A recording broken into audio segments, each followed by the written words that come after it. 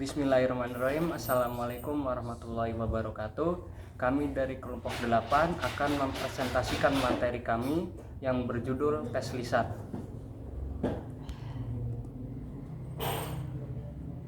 Saya dulu. Pengertian tes lisan. Tes lisan merupakan serangkaian soal atau pertanyaan-pertanyaan atau tugas-tugas yang diberikan kepada peserta didik secara lisan dan jawaban yang diberikan ke peserta didik secara lisan juga. Namun demikian, dapat juga soal-soal tes diajukan secara lisan dalam waktu yang ditentukan dan jawabannya harus dibuat secara tertulis. Adapun tes perbuatan, wujud soal tes adalah pemberian perintah atau tugas yang harus dilaksanakan oleh siswa, dan cara penilaiannya dilakukan terhadap proses penyelesaian tugas dan hasil akhir yang dicapai setelah siswa melaksanakan tugas tersebut. Strategi bertanya lisan. Baru-baru ini pendekatan strategi bertanya lisan yang dikemukakan oleh Tabadat Sussman dalam pengajaran telah menjurus ke arah munculnya kembali perhatian guru terhadap pertanyaan-pertanyaan lisan, baik sebagai teknik mengajar maupun sebagai teknik menguji. Jenis-jenis tes lisan. Pertanyaan lisan, respon lisan. Yang kedua, tes lisan, respon tertulis. Dan yang terakhir, tes penampilan lisan. Karakteristik tes lisan.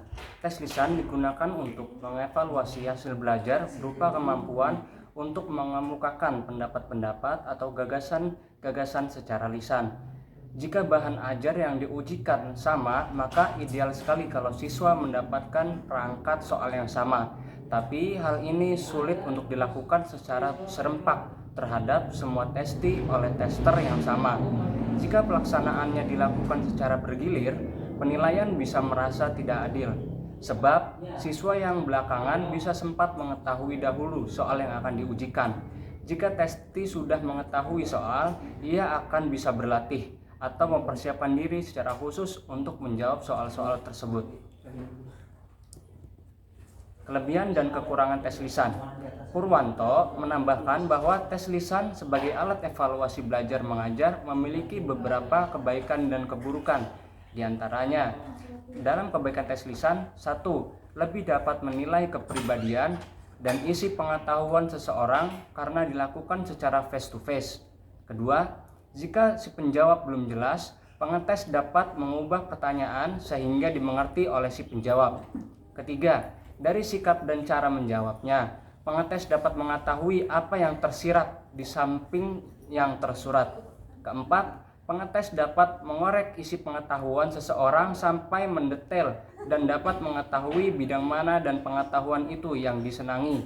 Kelima, untuk mengevaluasi kecakapan tertentu seperti bahasa Inggris dan bahasa Indonesia. Keenam, pengetes dapat langsung mengetahui hasilnya. Dan keburukan tes lisan. Jika hubungan antara pengetes dan yang akan dites kurang baik, dapat mengganggu objektivitas hasil tes. Sifat penggugup pada yang dites dapat mengganggu kelancaran jawaban yang diberikan. Pertanyaan yang diajukan tidak dapat selalu sama pada tiap-tiap orang yang dites. Untuk mengetes kelompok memerlukan waktu yang lama sehingga tidak ekonomis. Baiklah, mungkin sekian dari kelompok kami. Wassalamualaikum warahmatullahi wabarakatuh.